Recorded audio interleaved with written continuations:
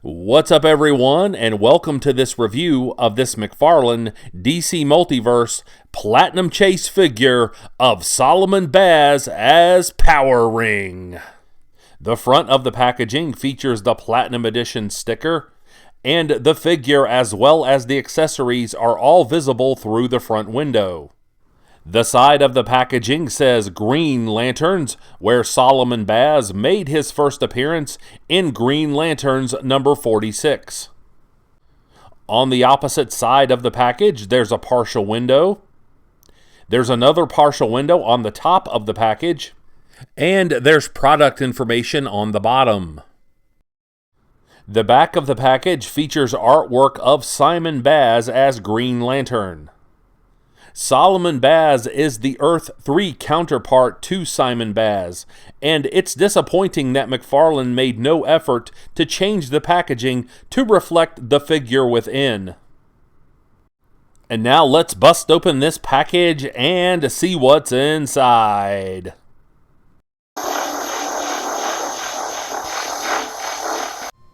Here's a look at the accessories that come with the figure, and if you already own the Simon Baz figure, you'll notice that these are all the same with the exception of the interchangeable faces.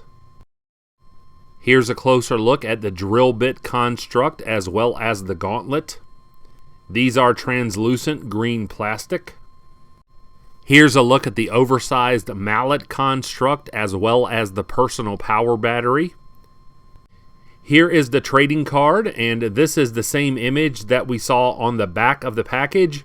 And when this card is flipped over, it is not a write-up of Solomon Baz, it is a write-up of Simon Baz. Obviously, this is a little disappointing. Here's a closer look at the interchangeable faces.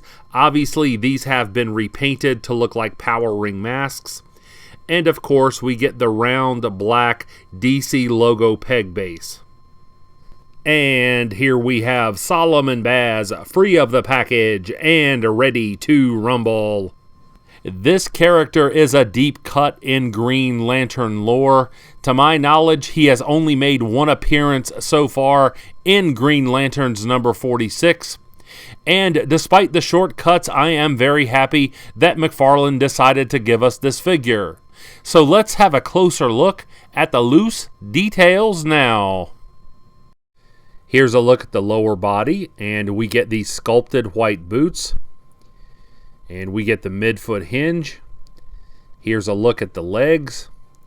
Perhaps they could have used a little more definition, but that's a very minor criticism. Overall, they are done well.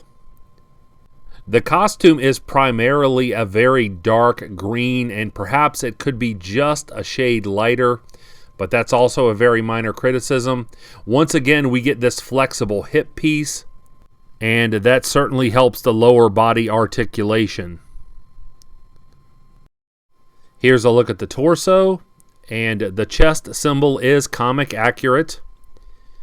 And the paint on this is extremely well done. The line work is very tight. And that's especially true on the chest symbol. The line work here is very exact.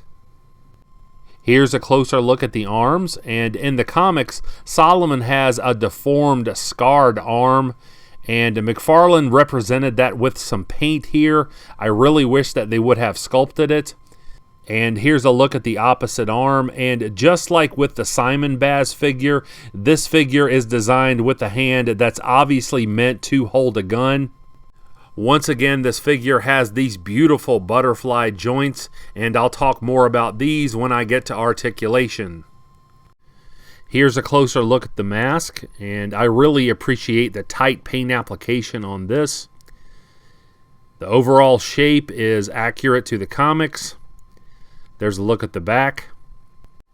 And of course, the face just pops out of the head sculpt. Here's a look at the snarling face sculpt. Here's a closer look at the smiling face sculpt, and unfortunately mine has a poor paint job. And here's a look at the grinning face sculpt, and this definitely has a fiendish aura to it. The little bit of extra black paint around the right eye really gives this face sculpt an unsettling look, and I mean that in a good way. I'm going to display my figure with this particular face sculpt. And here is Solomon Baz and Simon Baz displayed side by side. And obviously this is simply a repaint of the Simon Baz figure. And here's a look at the back of the figure. Once again, the only difference is paint application. Some collectors will look at this figure and say that it's nothing more than a cash grab. However, as a Green Lantern fan, I'm always happy to add new Green Lantern villains to my collection, since so many Green Lantern villains have had very little representation when it comes to collectibles. Here's a closer look at the ring, and while I do appreciate the size as well as the paint application on this, the sculpting is not very clear. This should be the Power Ring core symbol. However, I believe that McFarlane just reused the same fist from the Simon Baz figure. Here's a look at the tattoo on the arm. This is supposed to say the word merciless. However, in the comics, Solomon Baz could not live up to that moniker since he had a crisis of conscience. Even though Solomon Baz never had any kind of personal power battery in the comics, it is possible to get this figure to hold this accessory in his hand. Now let's have a look at articulation. We get the mid-foot hinge. The feet move backward and forward at the ankle joints. There are double jointed knees, so it's possible to get the figure into a running pose. Once again, we get ratchet joints in the hips, and that gives us a wide range of posing options. The figure can kick forward this far, but the hip piece wrinkles in that instance, so be careful. I wouldn't recommend leaving your figure in poses for too long. There's rotation at the waist. There's upper torso swiveling. There's rotation at the wrists. There are double jointed elbows. Once again, we get bicep swiveling on both arms. And of course, we get these beautiful butterfly joints. Obviously, so much can be done with these, whether it's flying poses or ring slinging poses. These are very helpful. Of course, you can do a 360 with the arms at the shoulder joint. The articulation of the head is outstanding. It moves easily side to side. The figure can look up and down, and there is plenty of head tilting.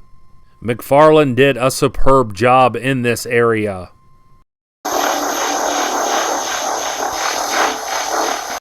Please subscribe if you enjoyed this review, and remember to check me out on the Emerald Echo podcast, which is part of Multiverse Musings, the vidcast, where we cover the adventures of all of your favorite ring slingers, and that's available right here on YouTube. And I'll be back with more Green Lantern content soon.